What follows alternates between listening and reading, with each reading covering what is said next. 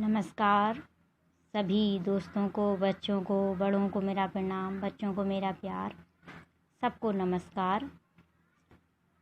अभी तक आपको और भी वीडियो मेरी मिली होंगी। आज हम आपको संस्कृत का सुभाषित रत्नानी पढ़ाने जा रहे हैं।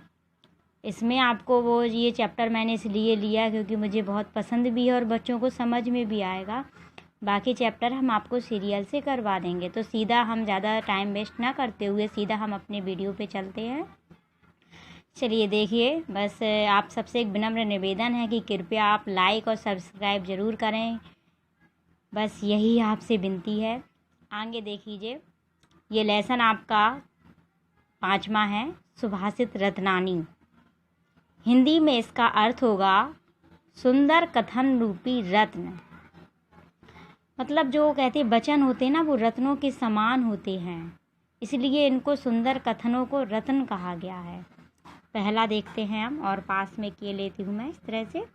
भाषासु मुख्या मधुरा दिव्या गीर्वाण भारती तस्याः हि मधुरम काव्यम तस्मादपि सुभाषितम। सबसे पहले हमने आपको पहले भी बताया था कि हमें पद्यांश पढ़ना है या संस्कृत में है तो श्लोक पढ़ना है। श्लोक पढ़ने के बाद हम इनके शब्दार्थ पढ़ेंगे। भाषासु भाषाओं में, मुख्य, गीर्वाण भारती, देववाणी। इसके बाद है तस्या, उसका, तस्मादपि, उससे भी अधिक, सुभाषितम, सुंदर उक्ति।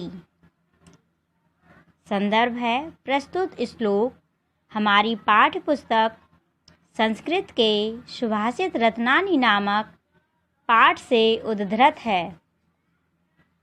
अच्छा, पेन से आपको थोड़ा करती जाऊं, इससे आपको अच्छे समझ में आएगा। अनुवाद में सभी भाषाओं में देववाणी संस्कृत सर्वाधिक प्रधान, मधुर और दिव्य है। निश्चय ही उसका काव्य साहित्य मधुर है तथा उससे काव्य से भी अधिक मधुर उसके सुभाषित सुंदर वचन या सूक्तियाँ हैं। यहाँ पे ये बताया गया कि जो भी सभी भाषाएं हैं उन भाषाओं में संस्कृत सर्वाधिक प्रधान है, मतलब सबसे अधिक प्रधान, मधुर और दिव्य है। क्योंकि संस्कृत भाषा को क्या कहा गया है? देववाणी कहा गया है।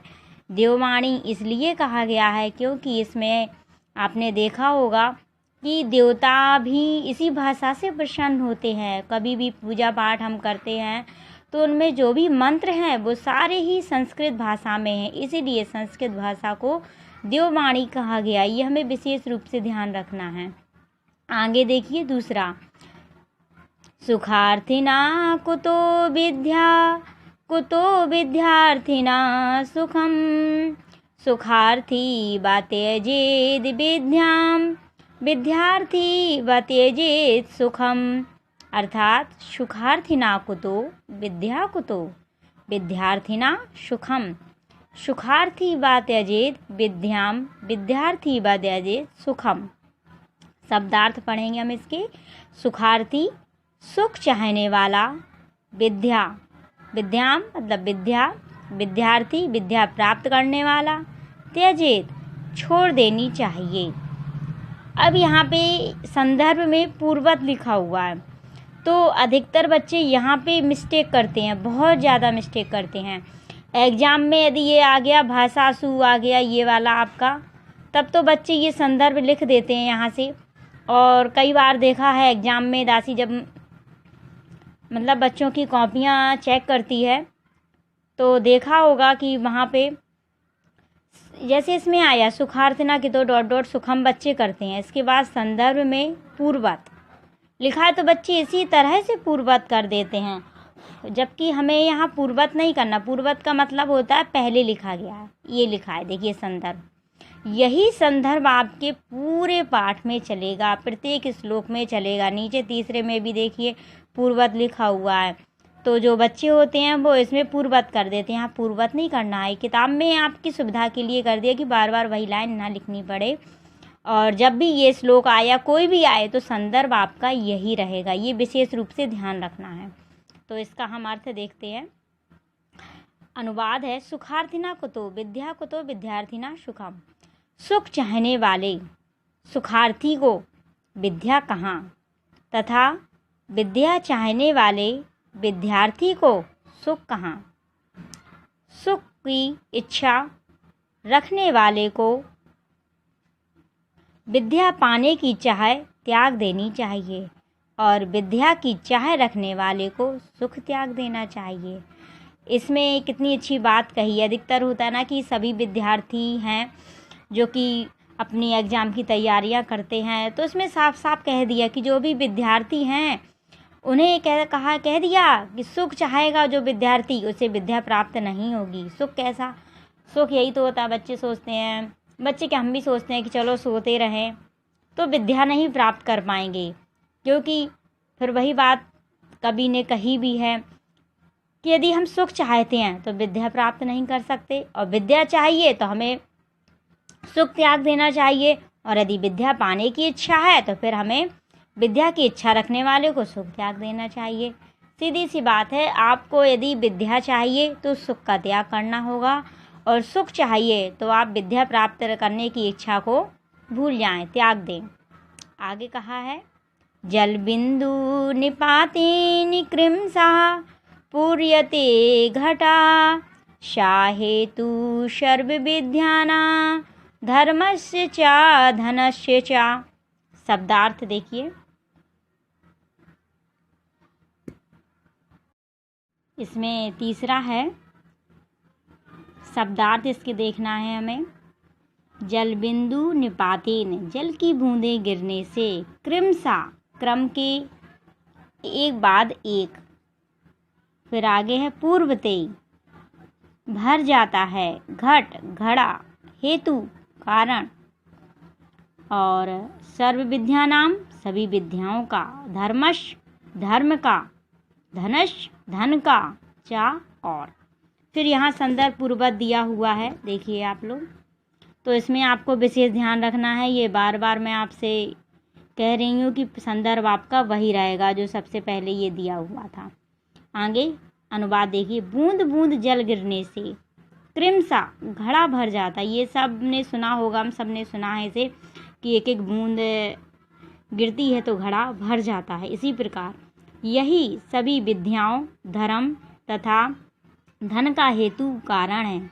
यहाँ कहने का तात्पर्य है यह है कि विद्या, धर्म एवं धन की प्राप्ति के लिए उद्यम के साथ साथ धैर्य का होना भी आवश्यक है, क्योंकि इन तीनों का समय धीरे धीरे ही होता है। अर्थात यहाँ कहने का भाव है कवि का कि बूंद बूंद से घड़ा भर जाता है। इसी प्रकार जो भी विद्याएं हैं, धर्म है, इस तरह से आप पूरा देख लीजिएगा। धर्म है और धन है, ये सारी चीज़ें धीरे धीरे ही संचय होती हैं। इसलिए हमें प्रयास करते रहना चाहिए। कभी अपने जीवन में हमें घबराना नहीं चाहिए। धर्म, धन की प्राप्ति के लिए उद्यम के साथ धैर्य का होना भी आवश्यक है, क्योंकि इन तीनों का संचय धीरे धीरे ही होता है। तो हम विद्या प्राप्ति करते हैं और हम सोचें कि हम एक साल ना पढ़ना पड़े, 1 महीने पढ़ के हमारा रिजल्ट अच्छा आ जाए, तो ऐसा नहीं हो सकता। हमें एग्ज़ाम के लिए पूरा 1 साल का टाइम दिया जाता है। जो बच्चे पूरी साल समय से, रूटीन से तैयारी करते हैं, वो टॉप करते हैं। और फिर कुछ बच्चे लास्ट टाइम में पढ़ते हैं तो वो कहते हैं मेरे नंबर अच्छे क्यों नहीं आए। कारण यही होता है, विद्या का संचय धीरे धीरे ही होता है। जिस प्रकार से जो धनवान व्यक्ति होते हैं वो भी धीरे धीरे ही धनवान होते हैं, कोई अचानक धनवान नहीं हो जाता। लेकिन जो धनवान हो जाते, लोग कहते हैं अरे वो तो अचानक धनवान हो गया। अचानक कोई भी धनवान नहीं होता। और इसी प्रकार से हमें धैर्य के साथ धीरे धीरे अपने हर कार्य को करते रहना चाहिए। आगे देखिए, चौथा है काव्य शास्त्र विनोदी निकालो गच्छति धीमिताम व्यसनेन चा मूर्खाणाम निद्रया कलहेन वा। ये बहुत अच्छा श्लोक है, देखें आप इसको। शब्दार्थ है इसका, काव्य शास्त्र विनोदेन, काव्य और शास्त्र की चर्चा रूपी मनोरंजन से।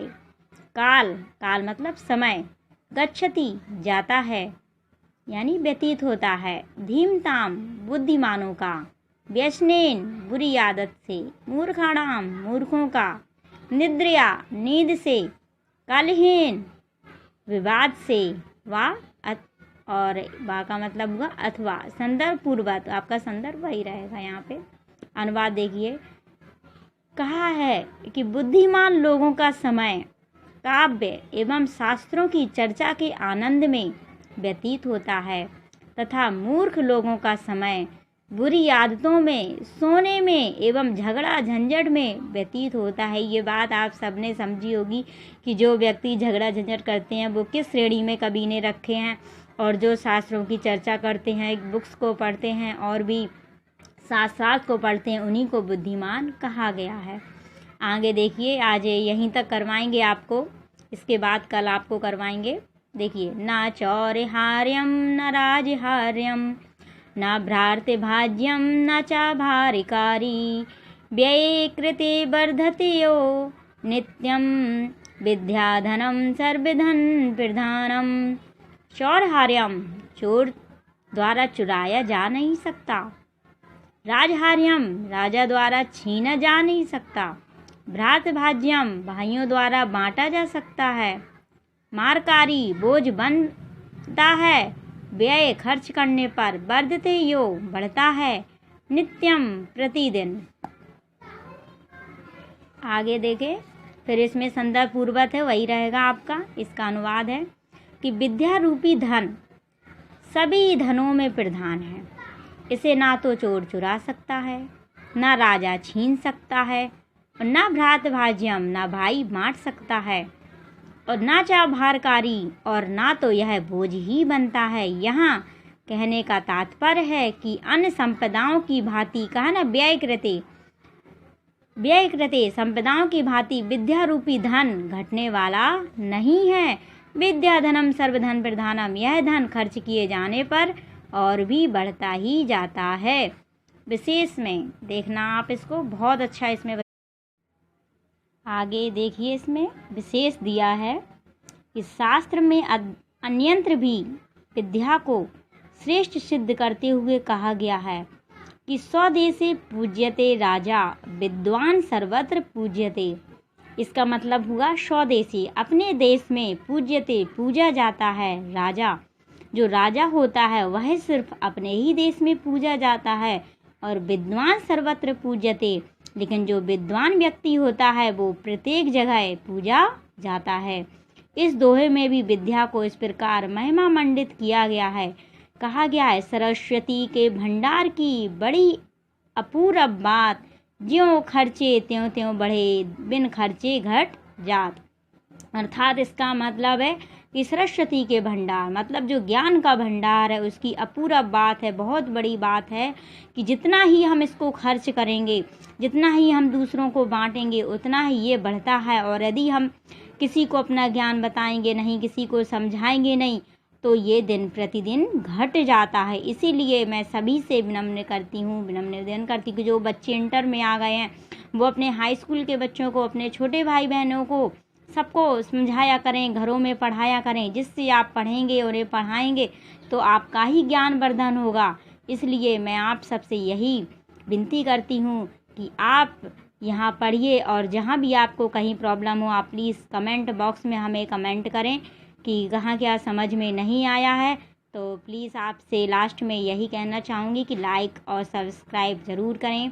आगे आपको इसी प्रकार और भी वीडियो मिलते रहेंगे। नमस्कार।